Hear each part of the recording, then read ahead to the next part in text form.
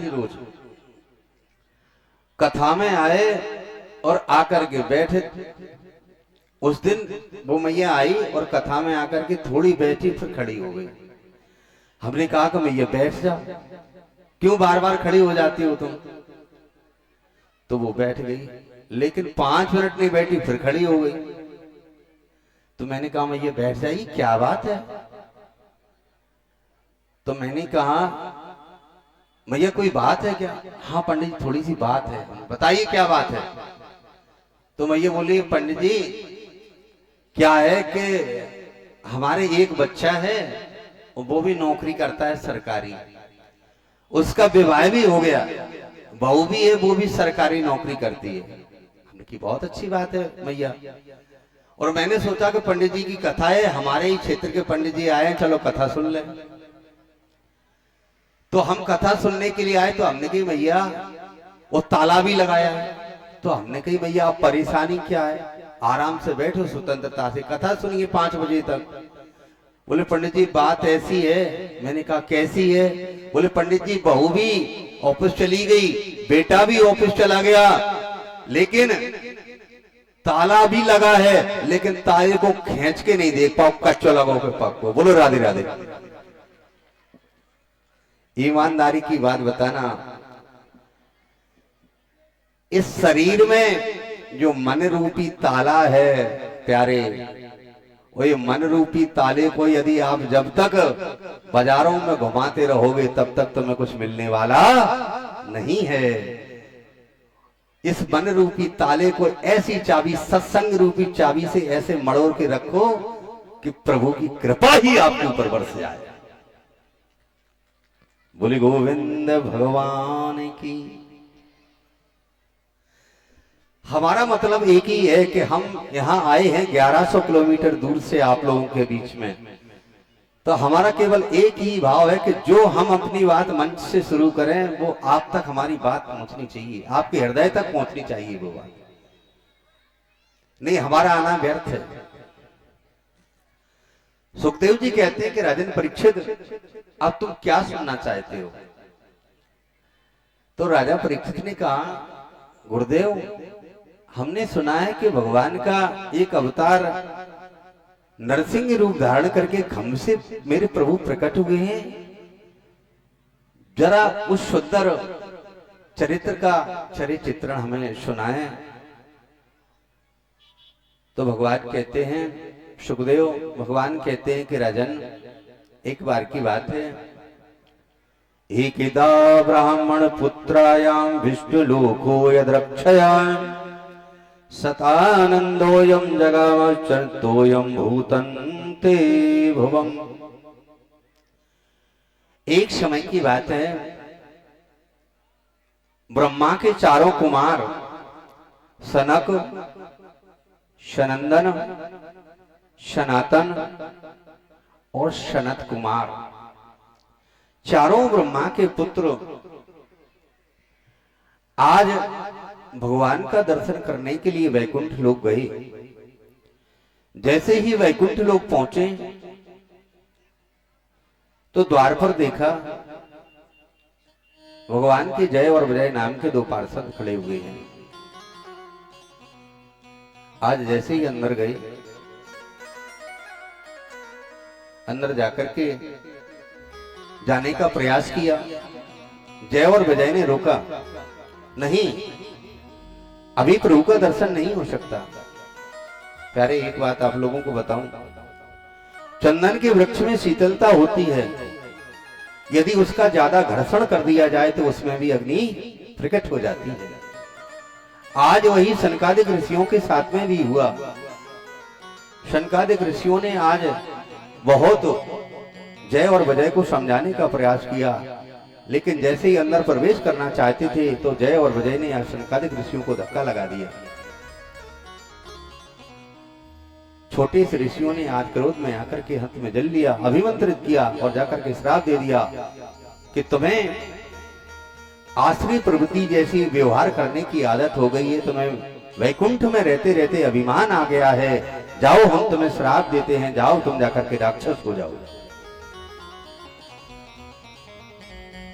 तब तो भगवान अंदर से आ गए।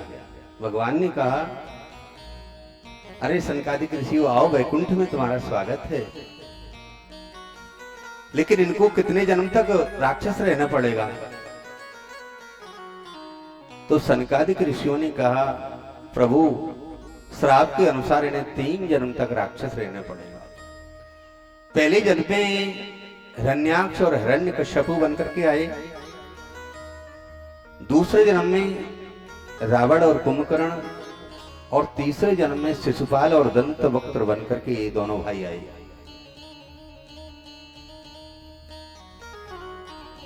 जब भगवान ने हिरण्याक्ष को मार दिया तो हिरण्यकश्यप भगवान से बहुत बैर मानने लगा। मन में विचार करता है, इसने मेरे भाई को मारा है, मैं अपने भाई का बदला जरूर लूंगा। एक दिन बैठा हुआ था, तब तक नारद जी आ गया। नारद जी ने आकर के देखा, अरे दैत्यराज बड़े चिंता में दिखाई दे रहे हो, क्या बात है? हिरण्यकश्यप ने कहा, नारद जी तुम्हें विष्णु का पता होगा, वो विष्णु कहाँ रहता है? नारद जी मुस्कुराए और कहने लगे, अरे दैत्यराज कैसी बात करते हो, परमात्मा तो सभी जगह व्याप्त है। नहीं, किसी एक जगह बताओ। नारद जी ने कहा, भगवान का निवास वैकुंठ में है, लेकिन हिरण्यकश्यप वैकुंठ का रास्ता नहीं जानता है, तो वैकुंठ तक कैसे जाएं? नारद जी ने कहा, चिंता मत करो, मेरे साथ चलिए। देखो एक बात आप लोगों को बताऊं, नारद जी जिसको मिल जाते हैं तो उनकी ये गारंटी है, जिसको नारद जी मिल गए वो भगवान को मिला के ही रहते हैं। लेकिन कलयुग की नारद जी ना मिल जाए, बोलो राधे राधे।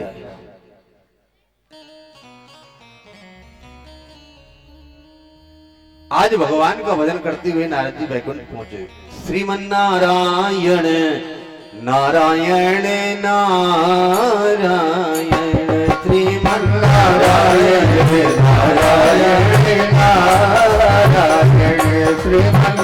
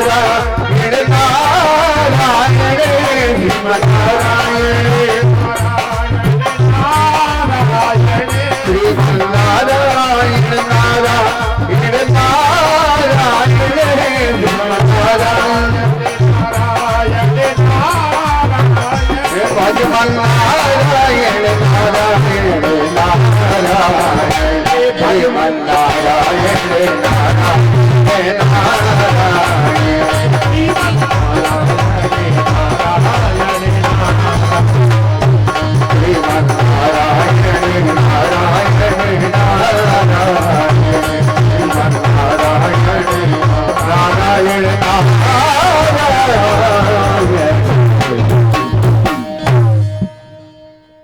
आज जैसे ही आज नारद जी हिरण्यकश्यप को लेकर के पहुंचे, भगवान ने लक्ष्मण जी से कहा कि देवी जी कुछ देर के लिए मैं बाहर जा रहा हूं, हिरण्यकश्यप आने वाला है, जो भी कहे तुम तो केवल सुन लेना क्या कह रहा है। हिरण्यकश्यप आया, अरे देवी लक्ष्मी कहाँ है तुम्हारा पति, उसने मेरे भाई को मारा है, यदि वो मिल गया तो आधे खून से मैं अपने भाई का तर्पण करूंगा और आधा खून में पी जाऊंगा। आज ऐसे कटु शब्दों को बोला, लेकिन भगवान नारायण तो पहले ही वैकुंठ छोड़ गए। जैसे ही हिरण्यकश्यपु वैकुंठ से बाहर गया, लक्ष्मी जी ने पूछा, प्रभु जब हिरण्यकश्यपु आया था तब तुम कहां चले गए थे? भगवान ने कहा, देवी जी हम कहीं नहीं गए थे, हिरण्यकश्यपु के हृदय में जाकर के बैठ गए थे। लक्ष्मी जी ने कहा, प्रभु आप हिरण्यकश्यपु के हृदय में जाकर के बैठ गए थे, वो कहीं वो देख लेता तो क्या होता? भगवान बहुत प्रसन्न हुए। भगवान ने हंस करके कहा कि देवी जी, ये आसुरी प्रवृत्ति के लोग होते हैं जो भी, वो एक उंगली उठा करके सारे संसार की बुराइयों को तो देखते हैं, लेकिन कभी ये नहीं देखते कि 3 उंगली उनके हृदय की तरफ इशारा कर रही है। ऐसे होते हैं सांसारिक आसुरी प्रवृत्ति के लोग। आप हिरण्यकश्यपु रोज वैकुंठ से आता, लेकिन भगवान नहीं मिलते। मन में विचार किया, कहीं ऐसा ना हो सारा जीवन ऐसे ही निकल जाए और अपने भाई का बदला ना ले पाए। मन में विचार किया कि हमारे पास शक्ति तो है लेकिन वरदान नहीं है, चलो चल करके तपस्या करते हैं। आज मंदराचल की घाटियों में पहुंच गया और बड़ी जोरदार तपस्या प्रारंभ कर दी। मन में विचार करता है, तपस्या किसकी करें? अरे विष्णु ने तो हमारे भाई को मारा, मैं उसकी तपस्या को नहीं करूंगा। भगवान बोले, शंकर बोले पता नहीं कब प्रसन्न होंगे, औगड़दानी है, ब्रह्मा की तपस्या करूंगा। आज पहुंच गया सती पे मंदर द्रोणायाम तपा परम दारुणम ऊर्ध्वबाहु नभो दृष्टि पादांगुष्ठा से तावनी। मंदराचल पर्वत की घाटियों में जाकर के पहुंच करके बड़ी जोरदार तपस्या प्रारंभ कर दी। ओम ब्रह्मणे नमः, ओम ब्रह्मणे नमः। आज इस प्रकार की तपस्या को देख करके आज आकाश की तरफ दोनों भुजाएं हैं, अंगूठे के बल खड़ा हुआ है और दोनों हाथों को भुजाओं को उठा करके ब्रह्मा की आराधना को कर रहा है। ओम ब्रह्मणे नमः। आज देवता घबराए। देवताओं ने जाकर के ब्रह्मा जी से कहा कि जाओ जाकर के हिरण्यकश्यपु को जाकर के कुछ वरदान दो, वो घनघोर तपस्या कर रहा है।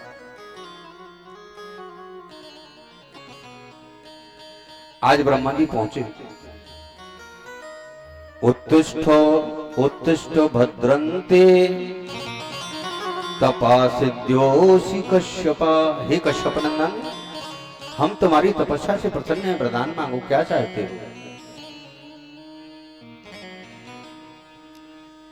गयऊ निकट तपो देखो विधाता।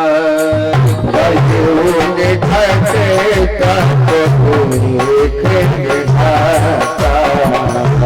गयऊ निकट तपो देखो विधाता। गयऊ निकट तपो गयऊ निकट तपो विधाता। मांगऊ बधो प्रसन्नो में दाता। मांगऊ बधो प्रसन्नो में दाता। आज हमारे बीच में भगत जी का आगमन हुआ है।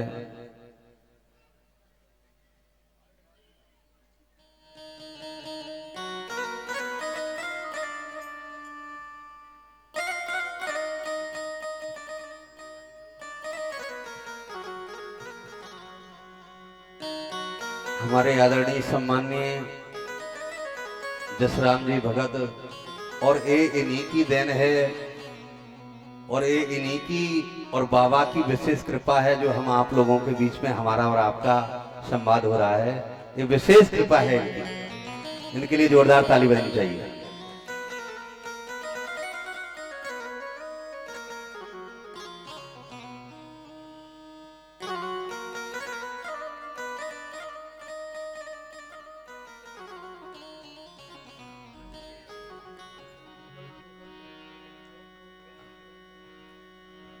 बोले गोविंद भगवान की जय हो।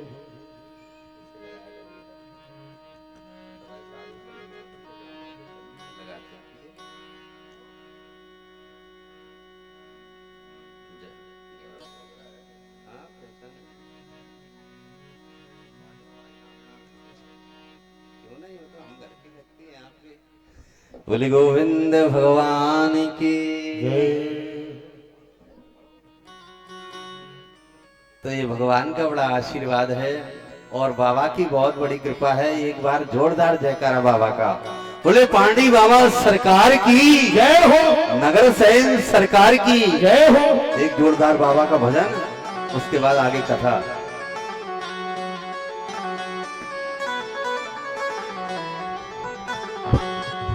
कि मेरा कान्हा कहाँ सो रहा है, तू तेरी दुनिया में क्या हो रहा है। कान्हा सो रहा है, तेरी दुनिया में क्या हो रहा है। कान्हा कहाँ सो रहा है, दुनिया में क्या हो रहा है।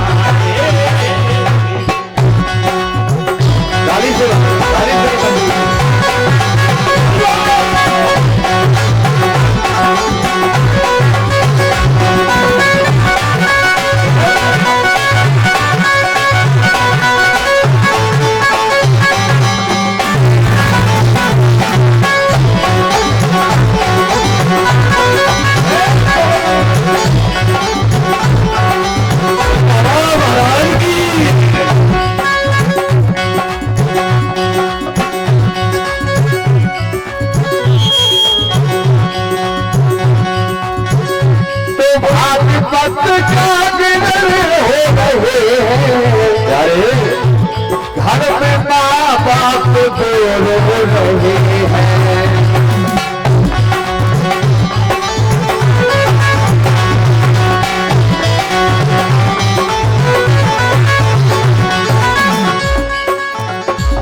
भागवत जागरण हो रहे हैं, तो घर में माँ बाप रो रहे हैं।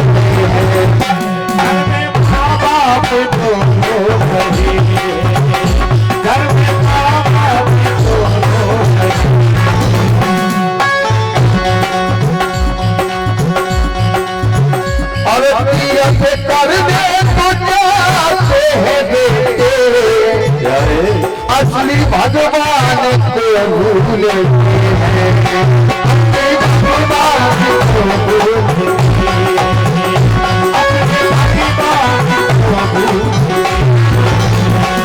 लाज लज्जा कहाँ हो रहा है। अरे लाज लज्जा कहाँ हो रहा है, क्या हो रहा है, क्या हो रहा है।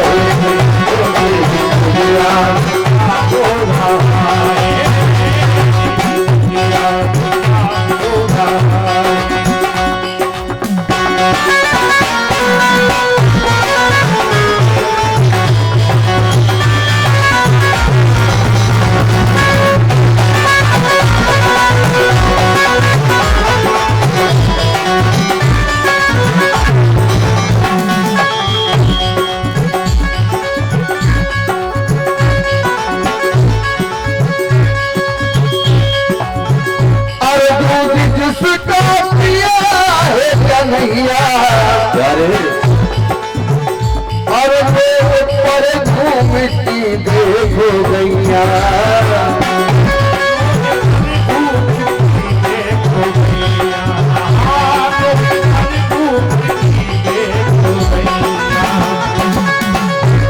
भूचल खाने में बात कट रही है, थालियों में भूपा बट गई है।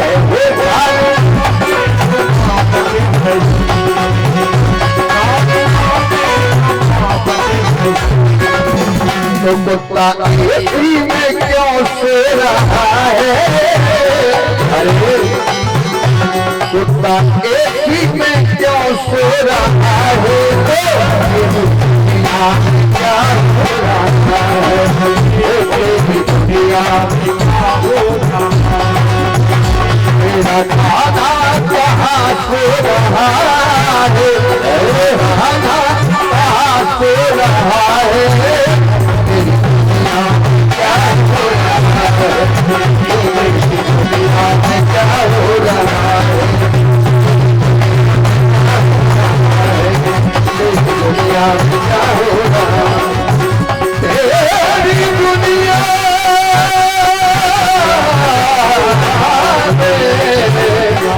हर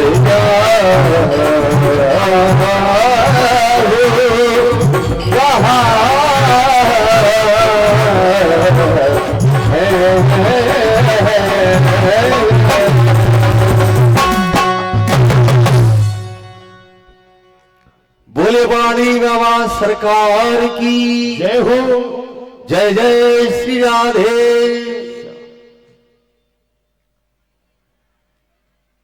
तो कथा प्रसंग का ध्यान दें।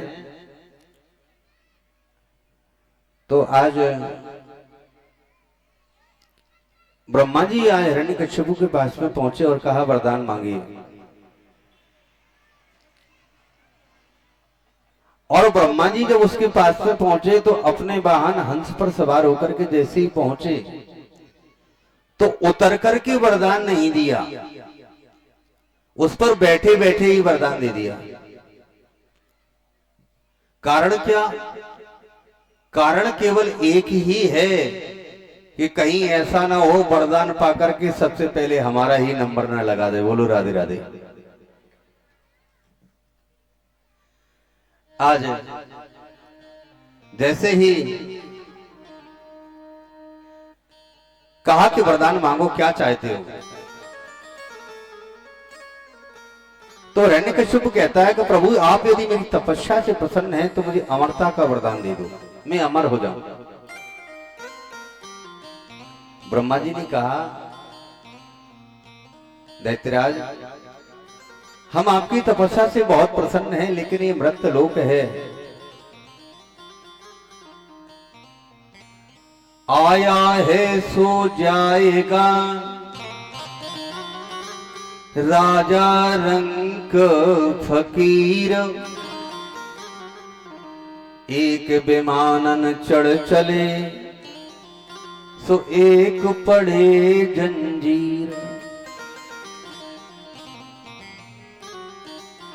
दैत्यराज आया है, उसको एक दिन जाना जरूर पड़ेगा। ये मृत्युलोक का नियम है।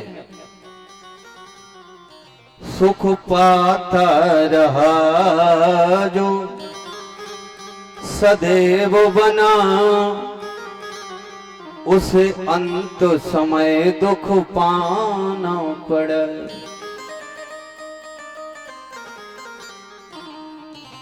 पछताया नहीं जो जीवन में, उसे अंत समय पछताना पड़ा। न बाग में ऐसा कोई फूल खिला, खिल के ना जिसे मुरझाना पड़ा। विधि का है अटल विधान यही, जो आया है उसे जाना पड़ा। प्यारे, यहाँ काऊ की परमानेंट व्यवस्था नहीं है, जो आया है सबको जाना है। जगत में कोई न परमानेंट,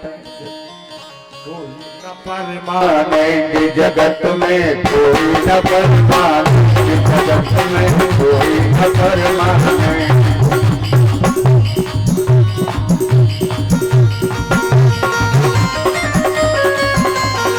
तेल चमेली चंदन सावन, जय हो चमेली चंदन सावन, तेल चमेली चंदन सावन,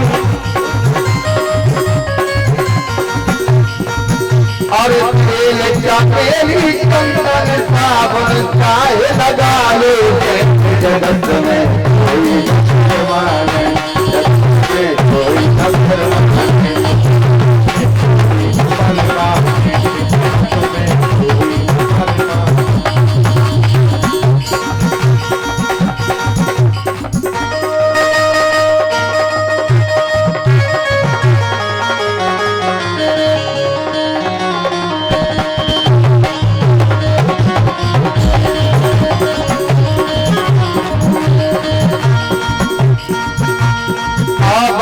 मन लगा दुनिया में और जगत है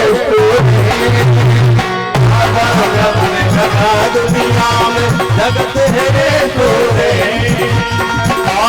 लगा दुनिया में जगत है सोरे, मन लगा दुनिया में जगत है सोरे, जगत में कोई न परमान है, कोई परवान नहीं, जगत में कोई परवान नहीं, जगत में कोई परवान नहीं। और अंत समय में उड़ जाएंगे, समय में उड़ जाएंगे, जगत में कोई न परवान नहीं, कोई न परवान नहीं, जगत में कोई न परवान नहीं।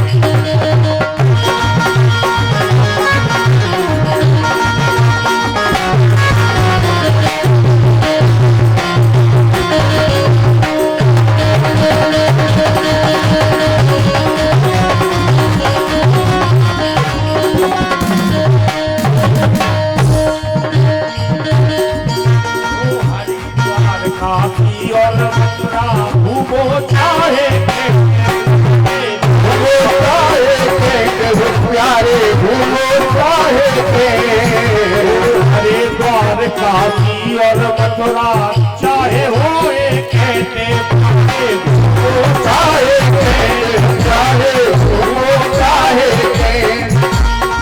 मन में नाम प्रभु का जप ले, मन में नाम प्रभु का जप ले, मन में नाम प्रभु का जप ले, मन में नाम प्रभु का जप ले, धोती पहनो पैंट जगत में जगत में कोई परवान नहीं, जगत में कोई परवान नहीं। चमेली चंदन साबुन, चमेली चंदन साबुन चाहे लगा लो, जगत में कोई परवान नहीं, परवान नहीं, जगत में कोई न परवान नहीं, जगत में कोई न परवान नहीं। देखो भैया, यहाँ परमानेंट की व्यवस्था बिल्कुल भी नहीं है, सब किराएदार हैं। हमारे परीक्षित जी पहले से ही बता रहे हैं व्यवस्थाओं को। हरिद्वार चाहे काशी घूमो, दिल्ली के अंट, और हृदय में नाम प्रभु को राखो, हृदय में नाम प्रभु का रख लो, और धोती पहनो चाहे पैंट, जगत में कोई न परमानेंट। बोलो राधे राधे।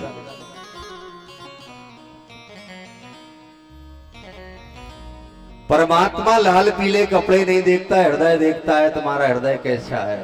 निर्मल मनजन सोमोए बाबा। तो ब्रह्मा जी ने कहा भैया ये मृत्युलोक है, यहाँ परमानेंट की व्यवस्था नहीं है, और कुछ वरदान मांग लो। हिरण्यकश्यपु ने वरदानों की लिस्ट लगा दिया। कहता है कि ना भूमो ना अंबरे ना मृत्यु नरे ना मृगेरपि, ना मेरी मृत्यु भूमि पर हो ना आकाश में हो, ना मनुष्य से हो ना जानवर से हो, ना अस्त्र से हो ना शस्त्र से हो, न सूखी वस्तु से हो ना गीली वस्तु से हो, न दिन में हो ना रात्रि में हो। और अब की बार तो ऐसा वरदान मांगा कि प्रभु आपके बनाए हुए सृष्टि में चैत वैशाख जेठ आषाढ़ जो 12 महीने हैं, 12 महीने में से किसी भी महीने में मेरी मृत्यु ना हो। ईमानदारी की बात बताना, परमानेंट में का कसर रह गई? बोलो राधे राधे।